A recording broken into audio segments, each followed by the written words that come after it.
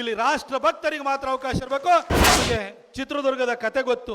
ಚಿತ್ರದುರ್ಗದಲ್ಲಿ ಒನಕೆ ಓಬವ್ವನಿಗೆ ಹಿಂದೆ ಚುಚ್ಚಿ ಸಾಯಿಸಿದವರು ಯಾರು ಅಂತ ಗೊತ್ತು ನಿಮಗೆ.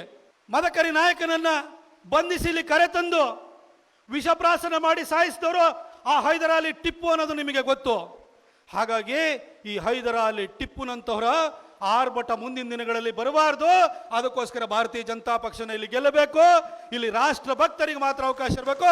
ಅಂತ ರಾಷ್ಟ್ರ ಭಕ್ತರನ್ನು ನೀವು ಗೆಲ್ಲಿಸಬೇಕು ಅಂತ ಹೇಳ್ತಾ, ನಮ್ಮ ಮೈಸೂರು ಮಹಾರಾಜರು ನಾಲ್ವಡಿ ಕೃಷ್ಣರಾಜ ಒಡೆಯರು ಸಾಕಷ್ಟು ಕೊಡುಗೆಯನ್ನು ಕೊಟ್ಟರು ಇಡೀ ದೇಶದಲ್ಲಿ. ಒಂದು ನಾವೇನೋ ಹಿಂದೆ ಗುಪ್ತರ ಕಾಲ ಮೌರ್ಯರ ಕಾಲದಲ್ಲಿ ಹೇಳ್ತಾ ಇದ್ರು, ಆದರೆ ಅವನ್ನೆಲ್ಲ ನಾವು ಬರೀ ಕೇಳಿಸ್ಕೊಳ್ತಿದ್ದ ಇತಿಹಾಸದಲ್ಲಿ ಓದ್ತೀವಿ.